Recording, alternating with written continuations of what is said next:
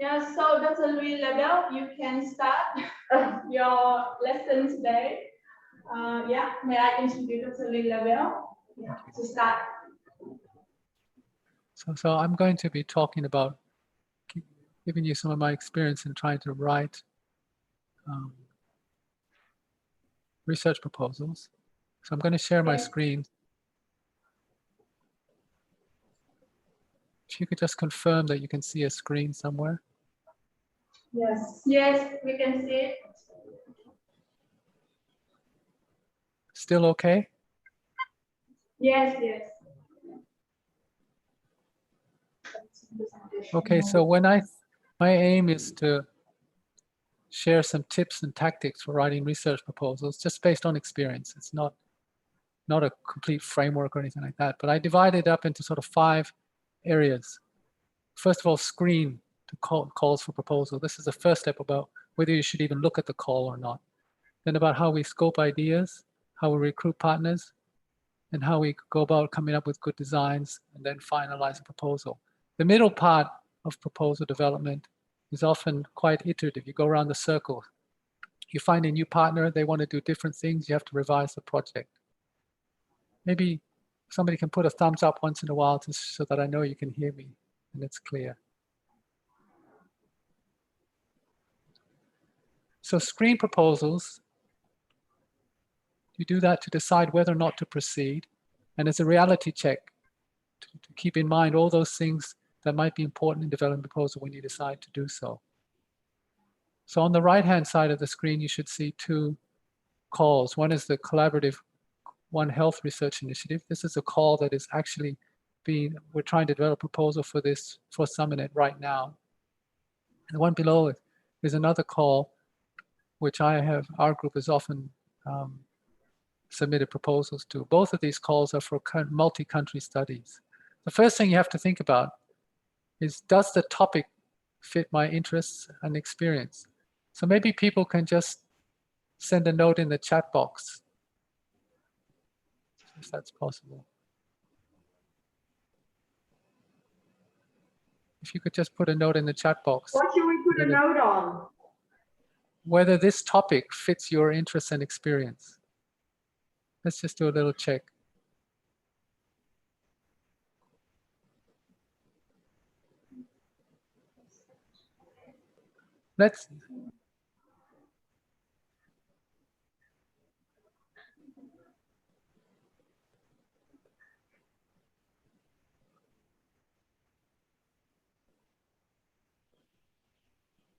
Okay.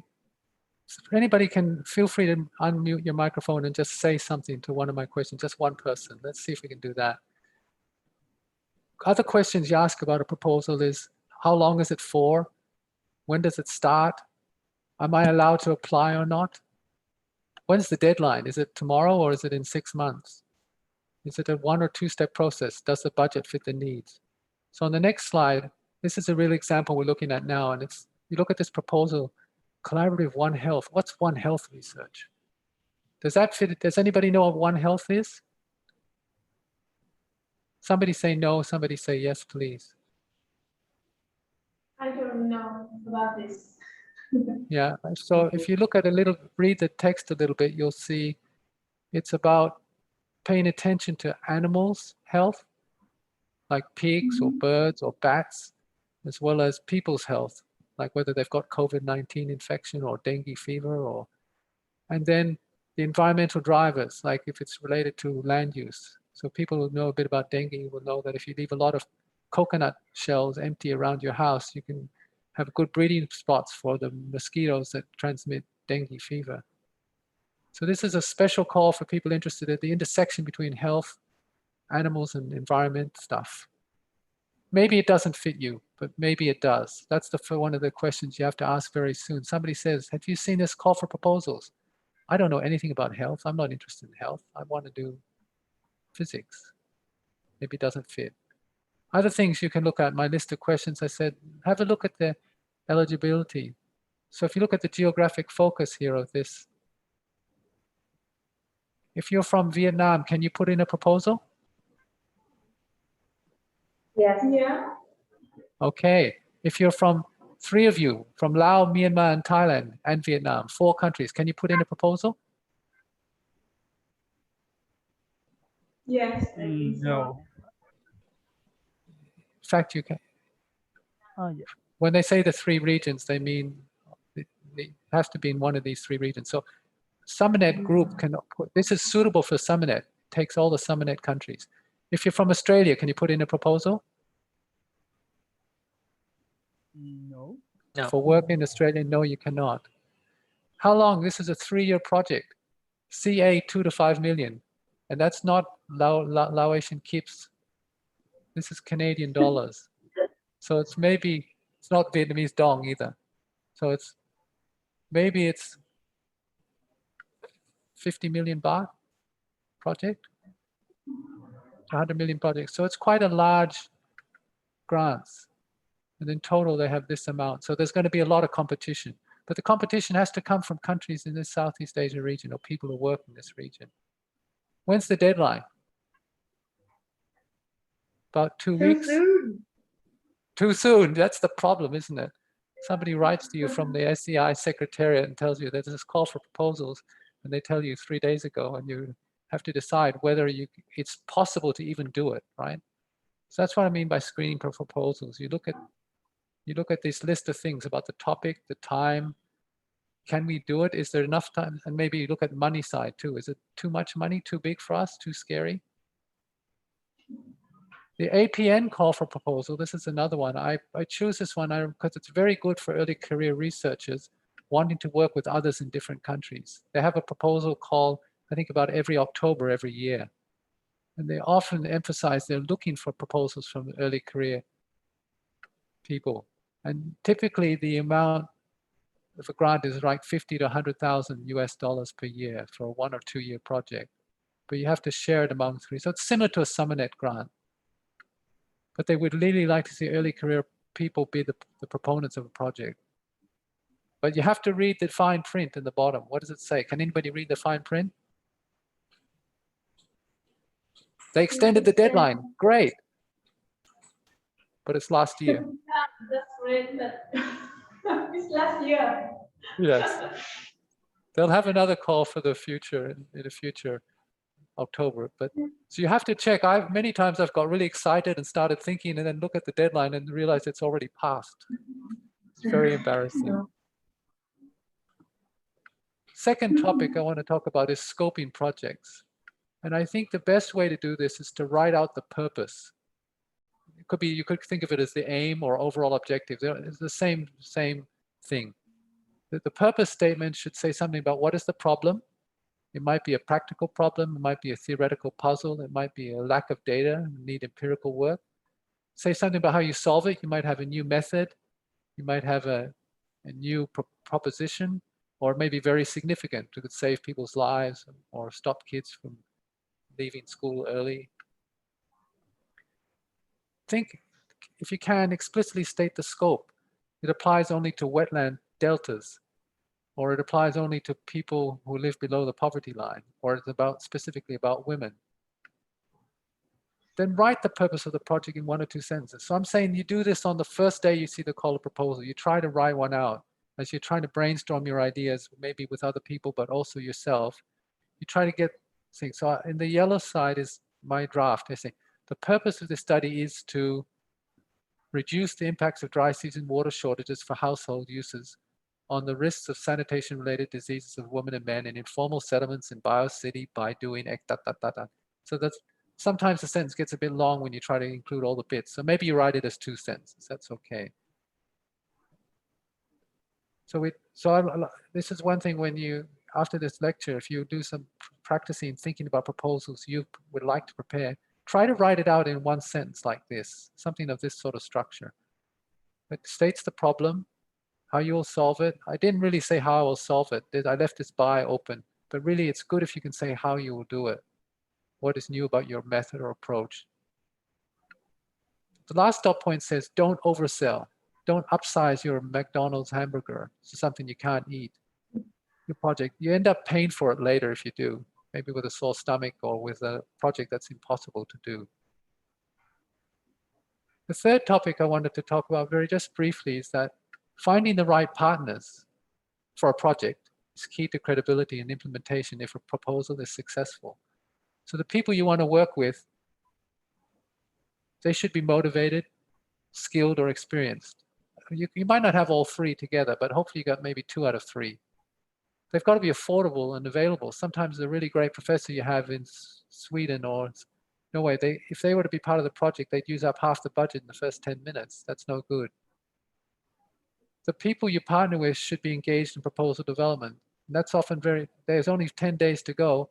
You write to them saying, hey, would you like to join my project? Often they're not happy because they're busy with other things. But if they can be involved in commenting on the proposal, etc., it's a really good way to start. People who are interesting, who inspire you, they're fun people to work with. These are reasons why you take on research partners. If you don't think you're going to like them, you're going to be fighting all the time. There's no point in trying to do the research together. But if you have research partners, it's really important that you figure out what they're going to do and who's going to be responsible for what. And this can be quite tricky, politics and other things, and sensitive. Who's going to lead the project? Who's going to coordinate the activities in Vietnam? Who's going to coordinate activities in Thailand? What kind of researchers are going to be in the project? Are they early career? Are they senior ones? Are they PhD students? What kind of administrative support are you going to have in your team? I mean, you can't just have all researchers, otherwise nothing actually really gets done. You might have an advisory group, some senior people that you can call for critiques and to help you make links to people that get you permission to go into sites that you cannot get to. So this is a picture of a project called Aqueduct Mekong that finished in October last year. And once you realize it doesn't take very much for a project to end up being like a large extended family. People talked about having 2 nieces and nephews, one talked about having 6. Well, our project feels like there's about 30 members of our family by the end of 3 years. I think important when you work with other people is to encourage them to be proactive in giving opportunities to women to lead, to do their PhDs, to do their postdocs, even though they may have to jumble more workload than the men have to.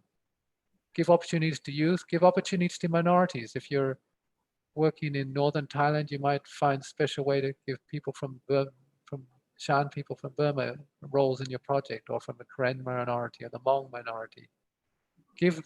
And if you look at this picture, how many white guys is there in this picture?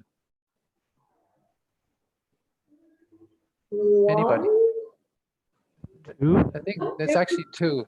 There's a very good researcher from World Fish in Myanmar, Michael, and myself.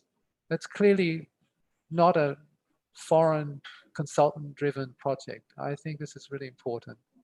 There's some members of the SUMERNET are in here as well. Some of them work on aquaculture or fisheries.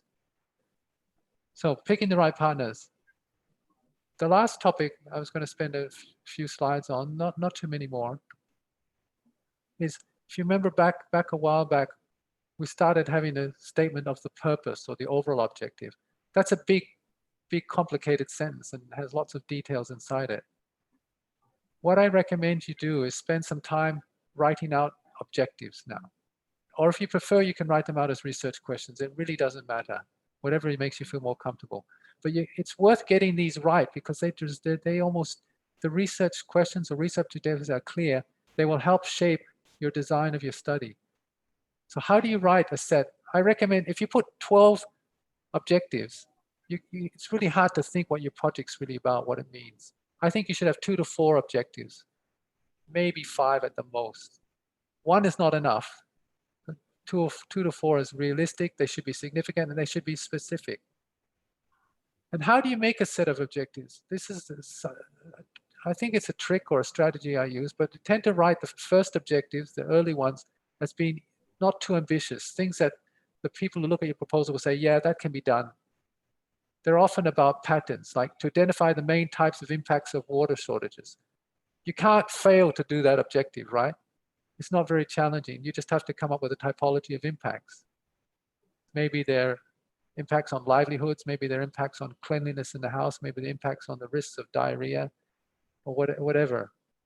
There's a set, but all you have to do is come up with a typology.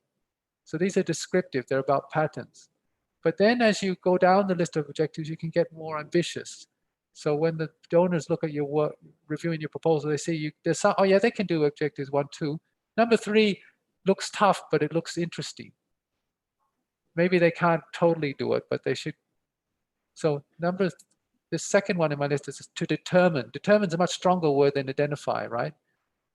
How gender relations influence the impacts of water shortage. This says you're going to figure out something about social processes or mechanisms, or about how men and women fight over the control of resources. So more ambitious objectives talk about process or mechanisms. The objectives we write down here should still fit with this purpose. If they don't fit the purpose, that's not good either, right? If you're able to achieve the objectives, they should allow you to achieve your overall aim. And it depends on the call for proposals. Sometimes they want you to write out objectives. Sometimes they want you to write out questions. Sometimes they don't say what they want, and you should do what you feel most happy with. You could have hypotheses or propositions. They serve the same kinds of functions in a research proposal. Critically assess your research objectives to make sure they capture your main ideas. So I repeated. Here I wrote them as objectives. Now I've written them as questions.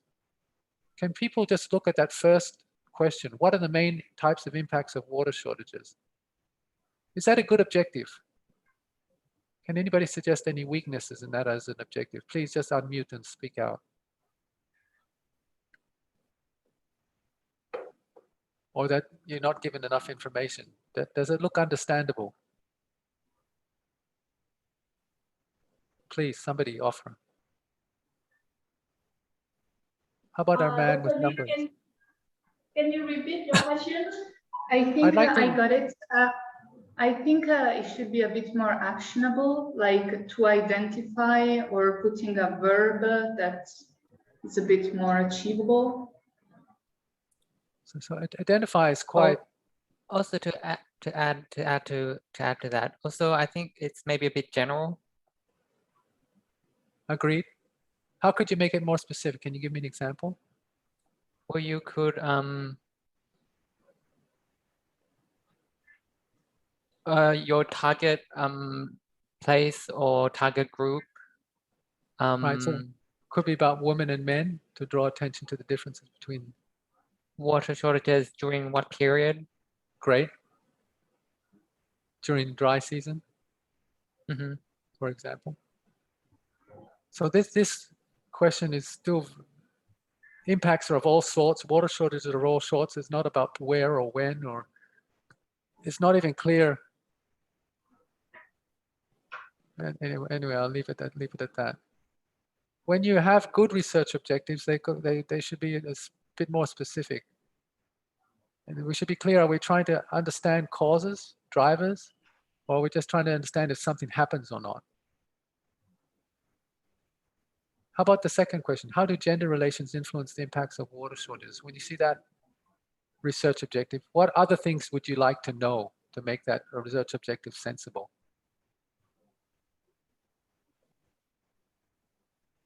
What impacts of water shortages are we talking about? Are we talking about physical impacts, or are we talking about social impacts? Excellent. Maybe it would be useful to be more specific. Yeah, sometimes you can't stick everything into the research question or research objective, but you can explain it in the paragraph below. By impacts, in this study, we are concerned completely with health and well-being impacts, not with biophysical impacts. So you can have a scoping statement that says, defines the terms in your question, if you like. Sometimes you can fit it in the question. Either way is okay. Anybody else? How about gender relations? What does that mean? Gender relation, for example, like gender roles, or in terms of decision making, or in terms of social value for the division of labor. Yeah. Okay, so division if we of were labor. Yep. So if we were specifically interested in one type of or form of gender relations, we could change the word gender relations to division of labor, for example. But if we're really interested in decision-making power, then we would maybe leave it like this and add something at the bottom saying, we're particularly interested in how decisions are made about water infrastructure and water use in the household.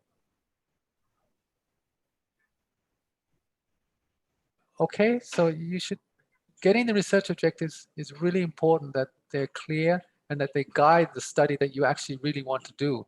Not that they're so general and open that you can't actually study them.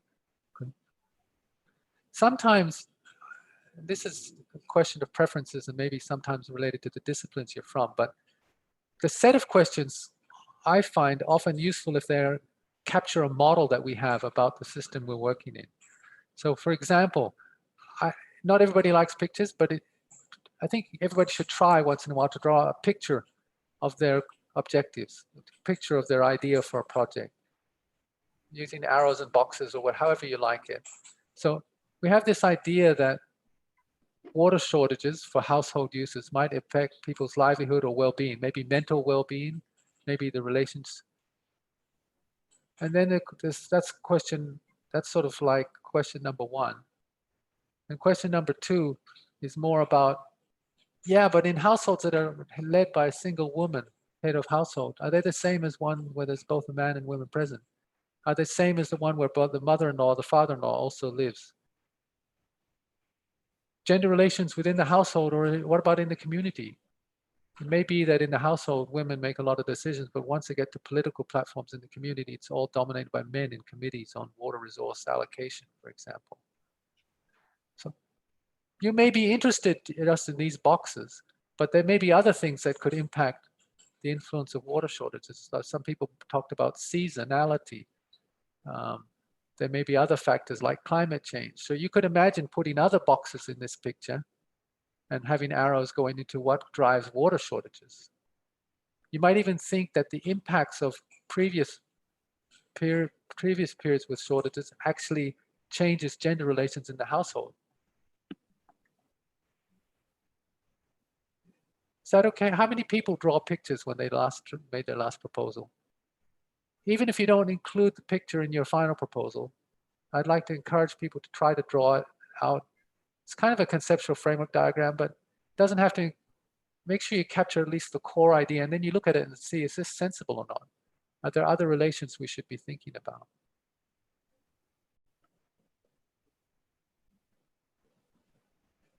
When you're designing a study, you're thinking about the questions, you're thinking about which variables influence which other variables.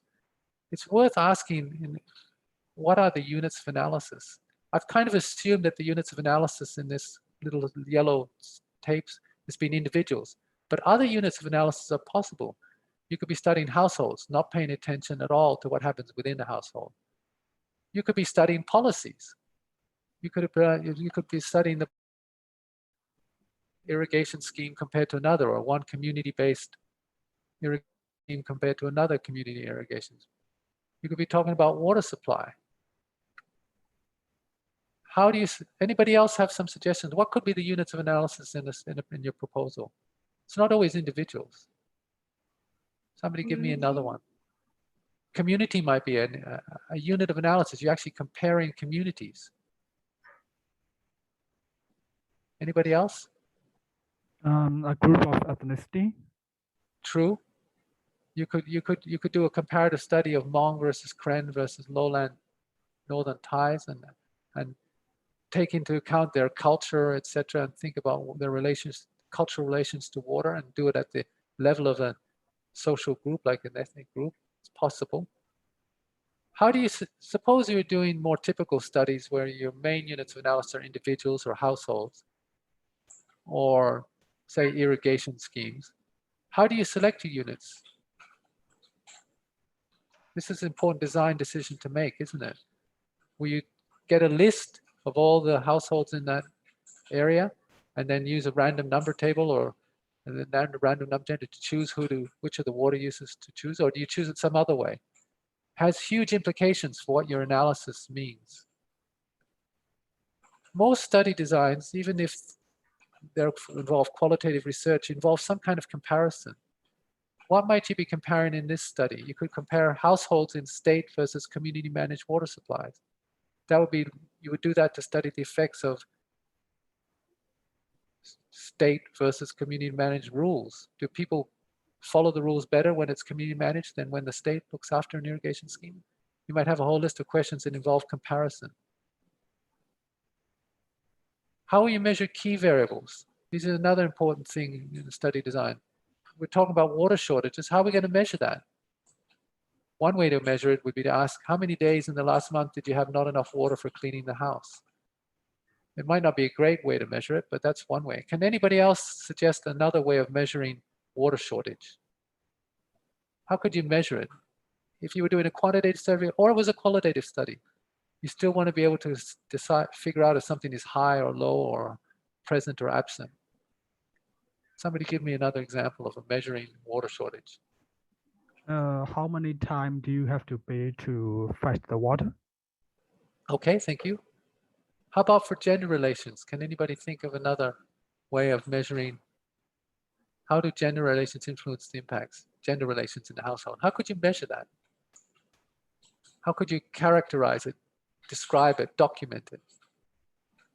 I use the word measure, but how could you measure gender relations?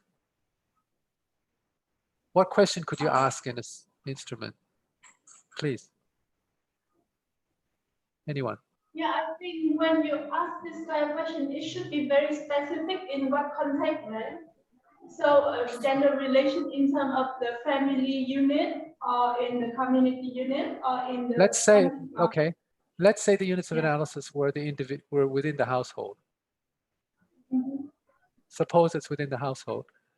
How would you measure it? How would you? So You're right, you have we to be should specific. in my opinion, maybe we follow the indicator Okay, from the definition. For example, the who make decision in the family, who can access to the water resources and livelihood generation, yeah, something like that, or okay, economic benefit from the access to the water. good. For example, yeah. So Yeah, something like that's fine, that's excellent. So what I'm saying is that when you have your study design, you've got your questions and objectives, you have to start thinking about what are the units of analysis in my study? How are you going to choose them? What am I trying to compare? And how will you measure key variables or key factors or key attributes? Measure doesn't mean there has to be a beautiful quantitative scale, but just how do you decide if something decision-making power rests with women or not? You might have to take not just one question, it might take 10 questions to figure out this, to understand this well. It might take quite a lot of in-depth interviewing to understand under this situation, in this context, it looks like the woman's actually in control for these topics, but the man is in control of these other 5 topic areas. So measurement is really important for the validity and conceptualization and validity of your study, but often we forget about it. Another way you can improve your research is to think carefully about the designs of the study. There's no right and wrong. This table I'm going to leave with the PDF for people to look at later, but there's a lot of options. You might study one household in depth over 24 for 2 years, visiting them every day and learn a lot of things. But you don't get much idea of comparison from that unless you're able to do before and after. You might look at a number of cases. Typically, surveys are cross-sectional. You go at one time and you just see the current conditions. You may stratify, you may have wealthy and unwealthy households or households that, anyway, the cross-sectional survey is like that, but the cross-sectional survey is not good for some things. For example, suppose you were interested in the number of water conflicts, number of times people had fights because there wasn't enough water. Maybe this happens 1 in 1,000 households, 1 in 100 households, but it's still the topic you really want to understand. If you do a cross-sectional survey of 1,000 people, you get 10 households where there was a real conflict. You can't learn a lot from 10 households. You can learn some things, but not a lot. So another way to do a study is a case control methods. If you look at epidemiology studies, they often compare somebody, they go to a hospital, see who's got COVID and compare them with somebody who doesn't have COVID. And then you can learn a lot. COVID, if you're in Cambodia or Laos or Vietnam, not many people have had it. So if you did a random sample of people of Laos, you took 1,000 people, you might have 2 COVID cases or 1. So if you really want to understand the risk factors for COVID, you need to compare people with it and without it. So I'll leave this table for possible future discussion, but there is a lot of alternative designs, a lot of ways of structuring comparisons that may make your study much better than the traditional way, and often not used in environmental science or social sciences. They come from public health studies. Almost at my last slide, last 2 slides. As part of design, I said, okay, you've got your objectives. How do you start actually thinking about writing out a proposal? Usually proposals, you have to think about what you actually do, not the question of what the objective is or the question. What do you have to do to actually be able to answer that objective, to address that objective? My recommendations for you is that each objective, you write your objectives in a way that the 3 objectives help you meet your aim or your overall purpose, and that each objective is broken down to a set of clear activities, things that you actually do. You collect data about this, etc. And which, if you do all these 3 things, you can basically achieve objective number 1. If you line things up like this, it's much easier to budget your proposal, much easier to defend it. More complicated designs, sometimes you need it, but for the most part, this trick is that means the person reviewing your proposal knows all the activities here help deal with objective 1. They can assess whether your study idea is clear and figure out what you're doing actually contributes to what you said you were trying to do. Before you submit, a last slide, go back and have a look at all the evaluation criteria. They say you must have a significant gender component. Oh, I haven't mentioned it once. Rethink. Have you got all the supporting documents being acquired? You need a letter from, you need to have the CVs of all the partners. You have to have a letter from your dean, whatever. Check. So you need to know about this early on, because sometimes getting those letters can be quite difficult. You can't do it at the last minute. Revise again. I really strongly recommend it's a trick. It's a little bit like submitting a paper, a journal article.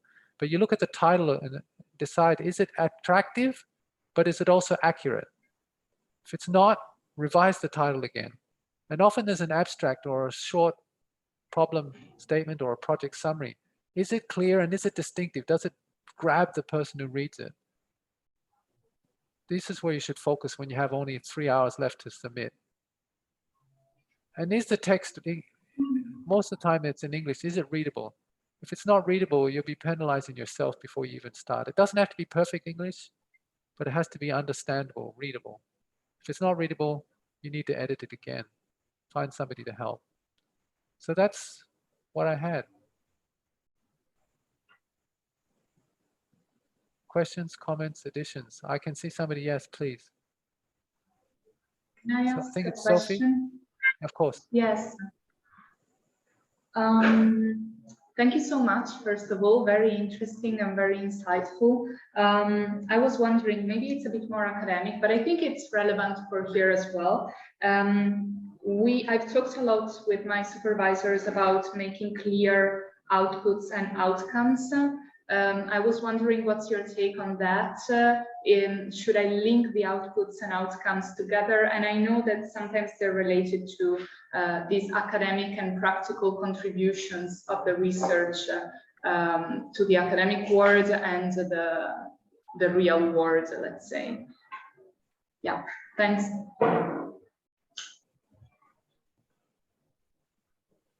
So I see it very much like you said. I like to see the activities produce an output. So don't worry about outcomes yet, but it's the output, so that they produce a data set, they produce a review of the literature, or they produce a working paper or a journal article. Each activity has a clear output. This is really important when you work with other people too. So I think the activities they don't have to be all a paper, but they should be a data set or something. Mhm. Going from outputs to larger outcomes that you would like to see, the larger outcomes may actually draw on multiple outputs, would be a normal. You Mm. need to get output 1.1 and 1.3, and if you have those two, so you can draw a picture saying there are results-based frameworks, there's various kinds of mapping tools, or if you like, ways of describing research for development projects where you're actually interested also in demonstrable policy, poverty alleviation of a certain amount, or getting some people a new livelihood, where you have to count some outcome measures. But again, I think if you follow the structure of the objectives, meet the main aim may involve some outcomes, longer term outcomes as well. I think it's easiest if you map everything. So the outputs, when combined, should produce the outcome that you want. I may pick up an example here. Is that okay for now? Or? Yes, thank you so much. Really helps. But we can certainly find you examples from the real proposals about how we link these together. But keeping things aligned up, it just makes it easier for somebody to understand. If you jumble them all up, it's really hard for reviewers of proposal to see what you're going on about. Any other questions? And I'll turn off the share screen. Please, any other comments or direct questions? I think you have, whenever the organizers are ready to go into your own new mode, creative mode, please do so, up to you. But any more direct? Louis, I remember in a previous slide, you mentioned something about low ambition and high ambition. One that was focused on process and mechanisms, and the low ambition one being on, I think, patterns. Could you give some examples again so we all understand what the difference might be between the patterns and the process? Yeah, I'm just trying to figure out how I can go back to the beginning of my slides.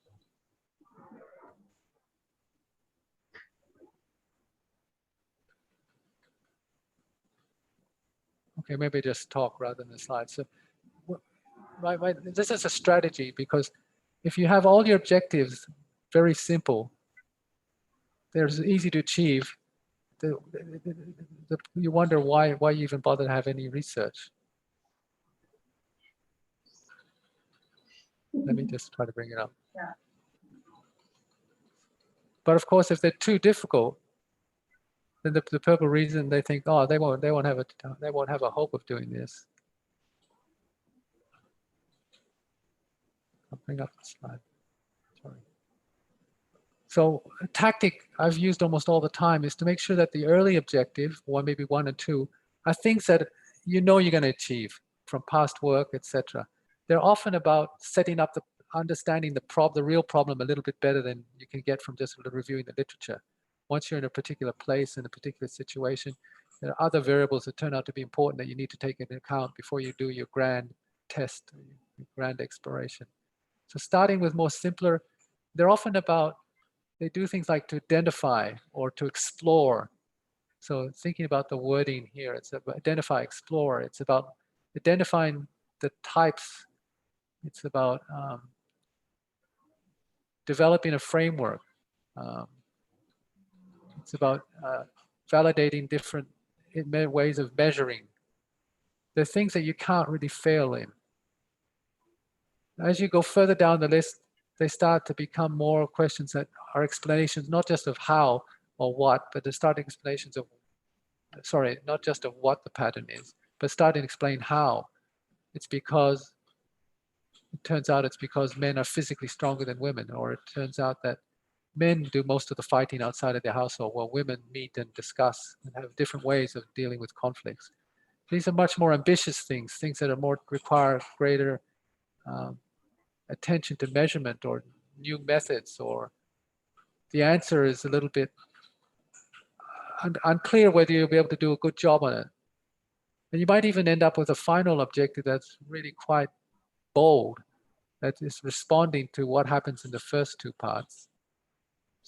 So I think my argument is that if research reviewer proposal sees only boring stuff, easy to do stuff, descriptive stuff only, it's really hard to win.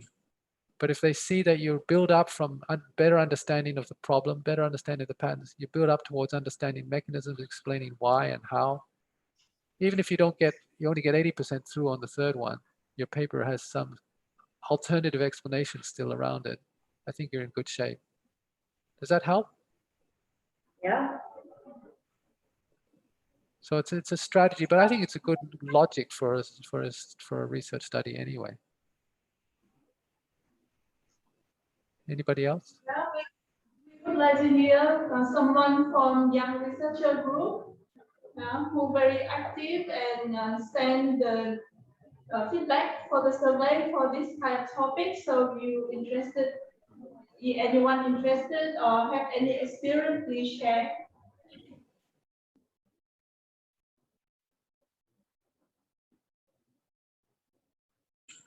Okay.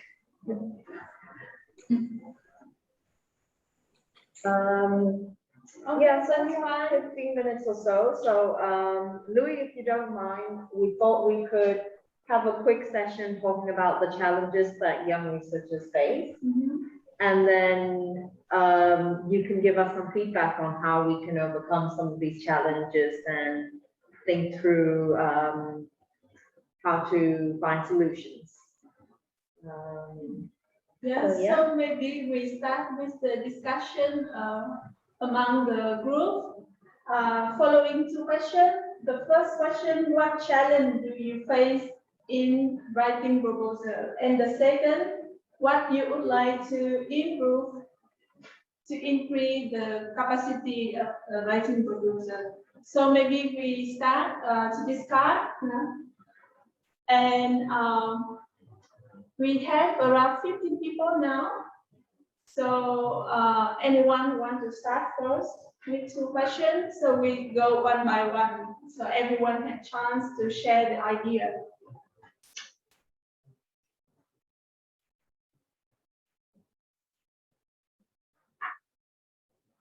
Maybe an easier question is, does anybody have experience in writing proposals? Maybe just share experience. Just chat, yeah, just start talking about that.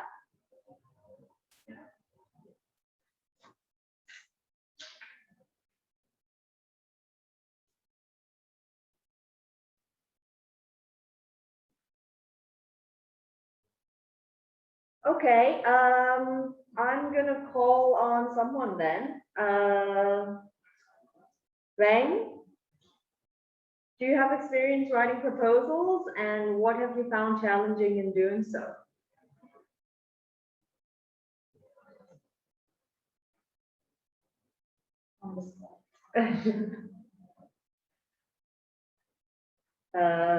If not, how about for mistake?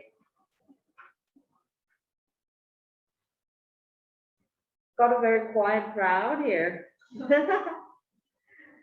Sophia, you want to go? Yeah. Sure. From my side, and I'm interested to see if anyone else has experienced something similar, so please feel free to let me know.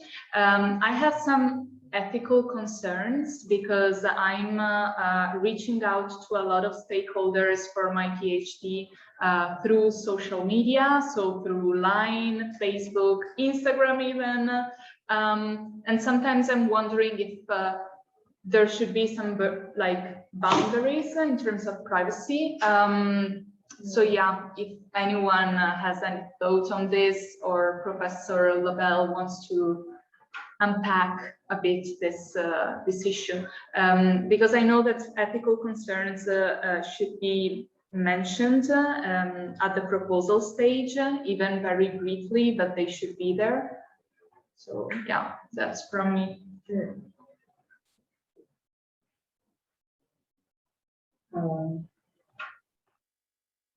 Sorry, I'm Sophia. Sophie, right? Oh, Sophia. Yes.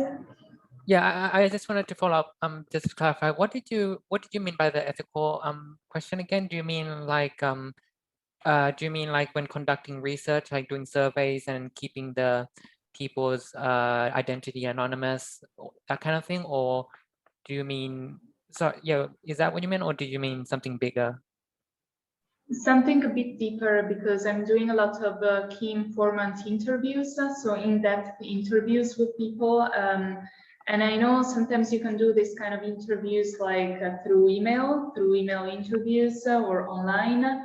But with social media, it's a bit more tricky. Like if you want to get information through social media, it's very easy because it's very direct.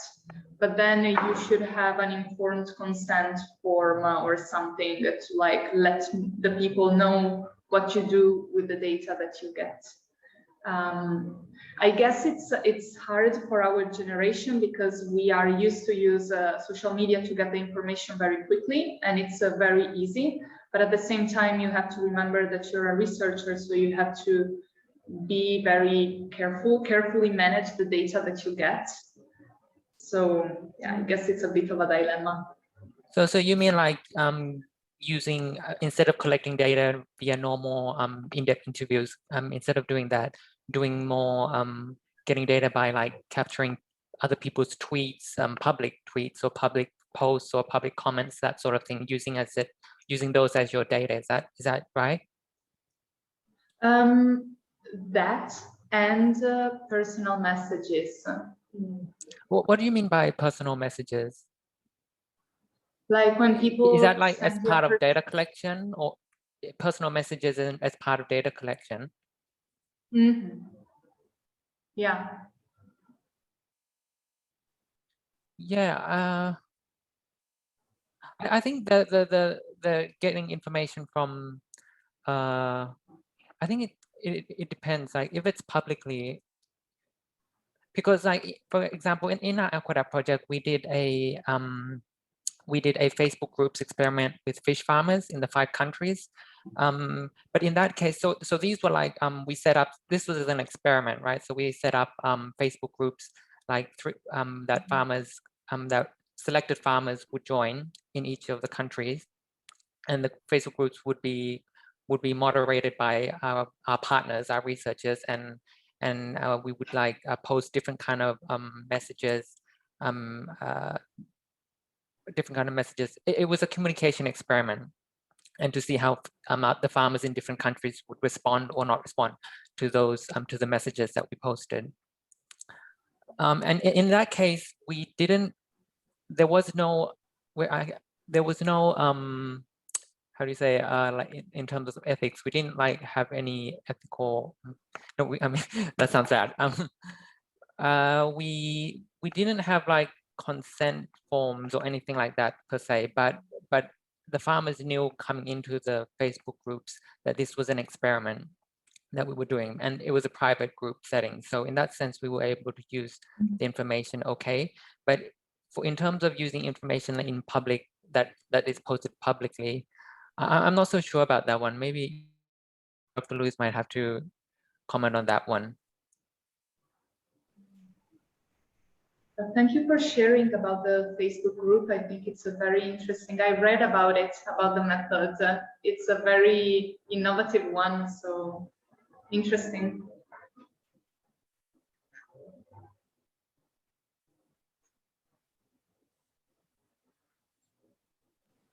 Louis Lebel, do you want to say something? Yeah, I think a lot of the issues for social media and non-social media are pretty much the same. It's just I've got caught because with information that's publicly posted, I feel it doesn't make a difference whether it's publicly posted on a newspaper archive website or it's posted on a Facebook page or it's posted. To me, it's all part of the public mix. But certainly taking people's private messages and identifying them with individual private messages seems to me a very risky thing to do. You really require consent. But for public messages, I think it's a gray area, an ambiguous area. I think I've discussed this with people in Singapore because we had we came across, we did a study that we haven't published that used analysis of people's public statements. And the problem is that if you looked at the quotes in English, it would be possible to trace back who was the source. You could do a search in the Facebook pages and find who posted it. And in that situation, that was recommended. We agreed in the end that that's not a safe, that's possibly an invasion of privacy. It's kind of in this gray area. But if the original posts were in Cambodian or Laos or Khmer, because we studied the 5 languages.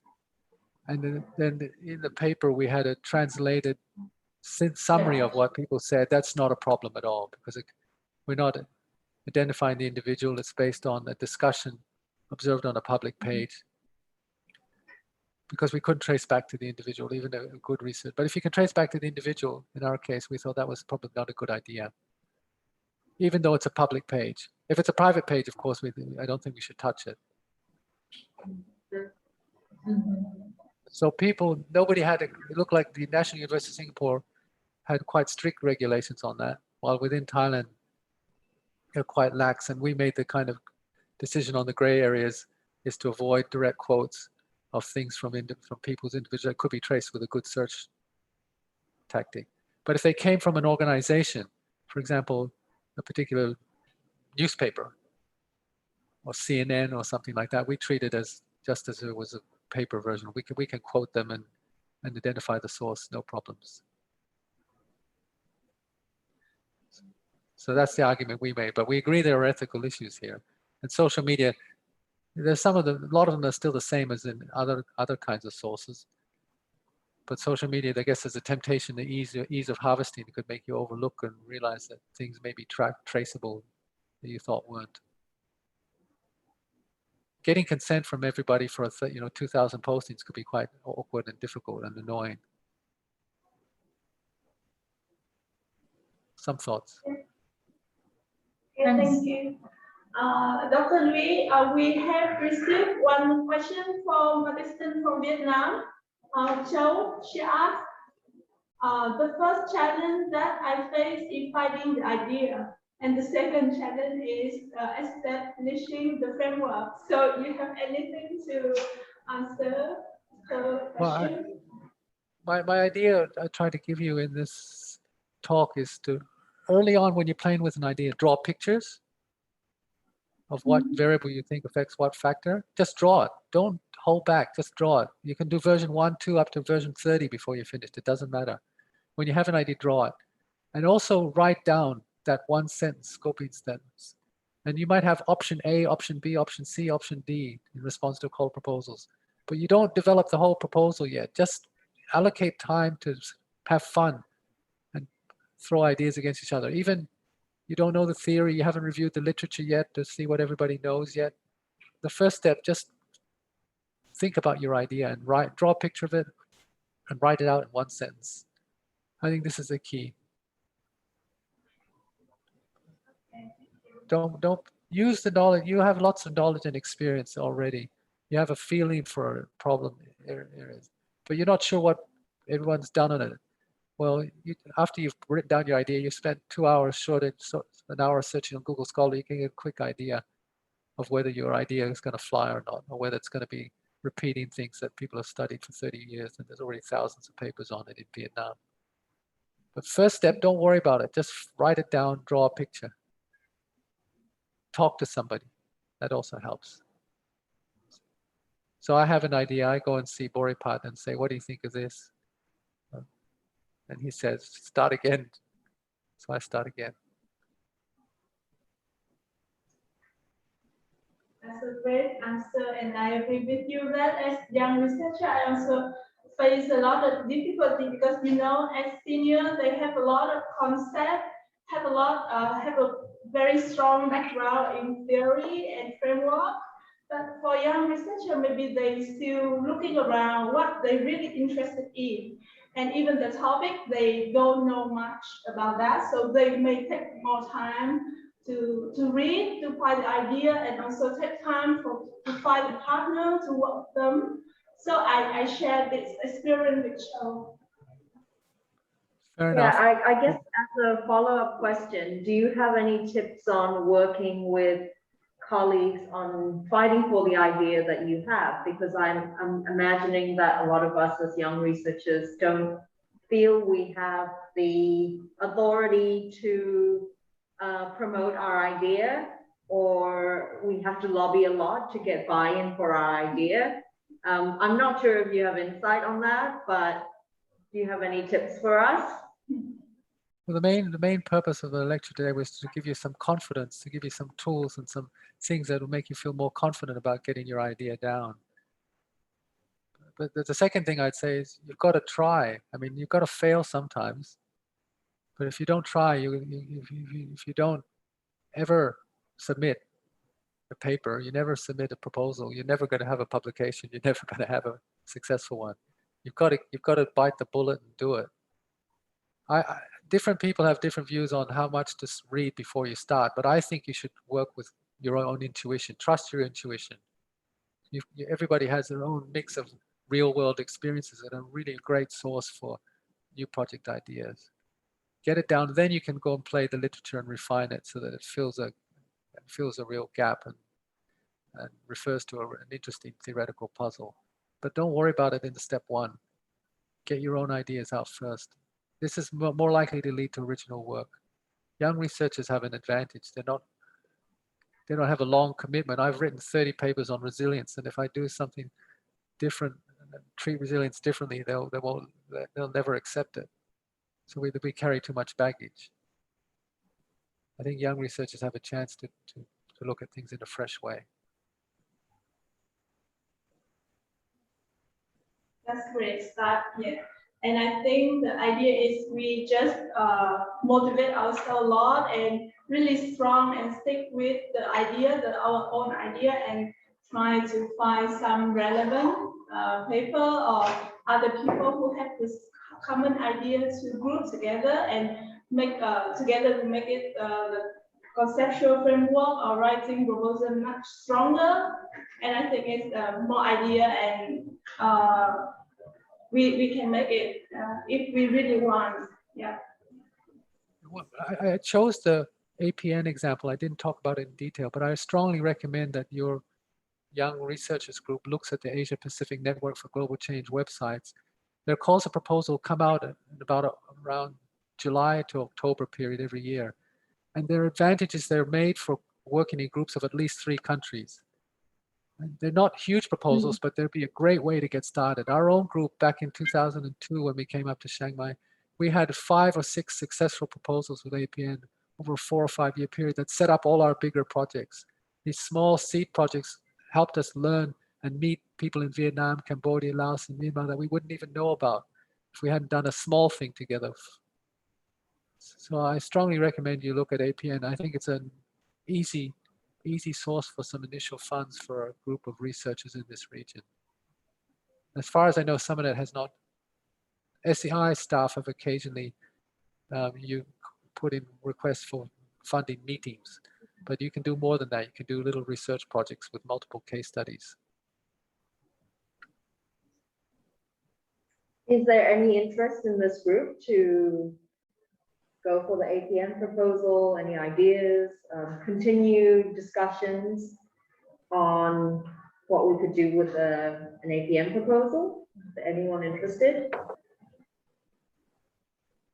I think I would be interested in coming up with an idea together if there are others who have a strong idea about what they want to pursue.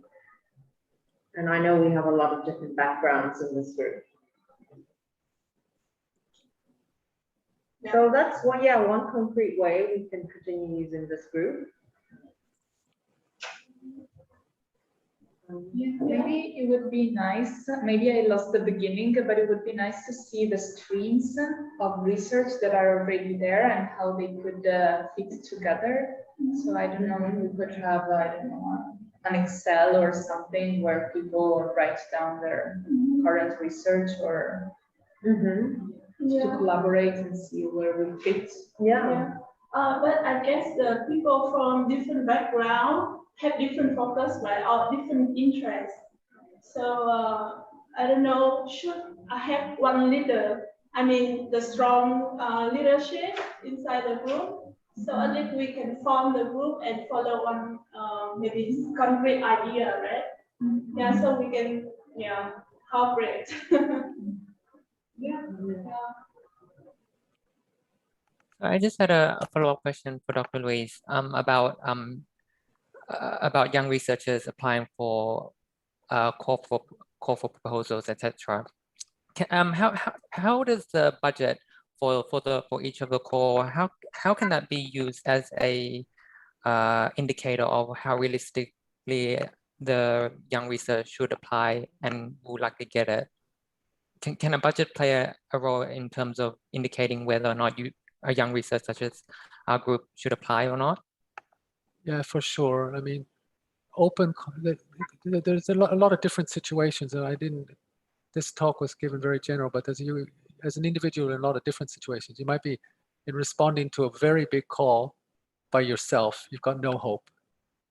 You have to form a team and partnership and build credibility. Even the APN ones, if you look carefully at their criteria, you must have collaborators in the different countries. They encourage young researchers specifically. So that's why I'm suggesting it to you, because a lot of others, they just want the best proposal. If you're going for the best proposal and you've got no experience, no track record, it's be really hard to get. But the APN one is one where for your first or second proposal of your life, and you're in a SUMERNET group, so you're already developing some networks and links across countries, where many researchers in this region only know people from their own country. They don't have the opportunity to link in. So this is a special, the reason I chose these two calls is because they're a special, similar to SUMERNET itself in its calls, in that they're for those researchers that want to work beyond their own borders. Other things that will happen in your life, though, is that a senior person that knows you develops a proposal and invites you to join. That's a different situation, right? You learn now there's two ways to deal with that. The other one is just to give them your CV and just hope it wins. The other way is to be proactive and get involved in the development of the proposal itself. Read and give comments. It's just like the best way to learn how to write good journal articles is to actually review other people's drafts. The best way to develop good proposal skills is to actually become part of a proposal team and put in your effort.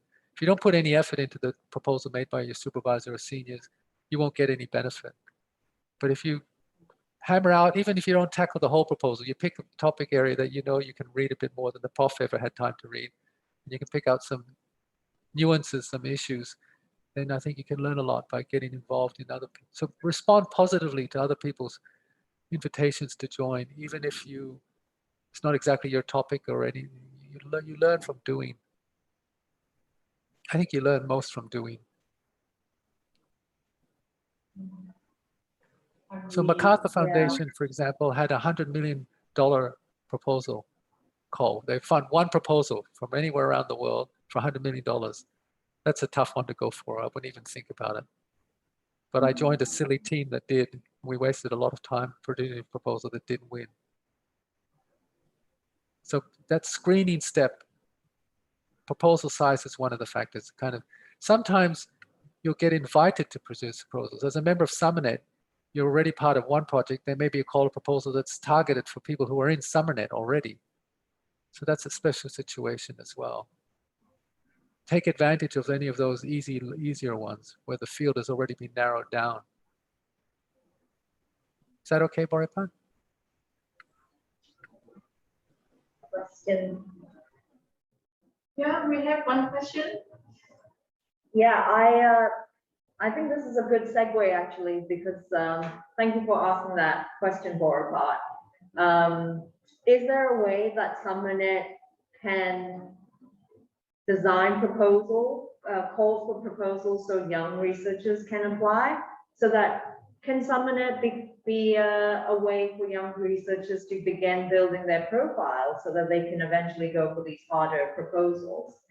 Do you guys have any ideas on how we could make this easier, or maybe propose something to the Secretariat and say, we want to design a call specifically for young researchers to begin building their profiles? Any thoughts on that?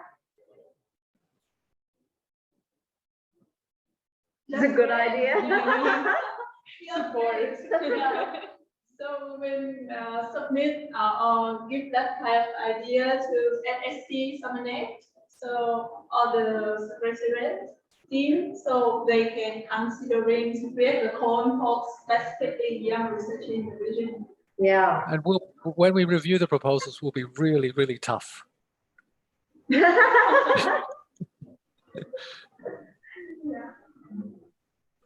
Okay. Okay, thanks everyone. Thank you, Dr. Louis Lebel, to give us a lot of insight, a lot of experience, and a lot of encouragement. I think it's very important for young people to moving ahead. And thank you very much for everything and for everyone to participate in our discussion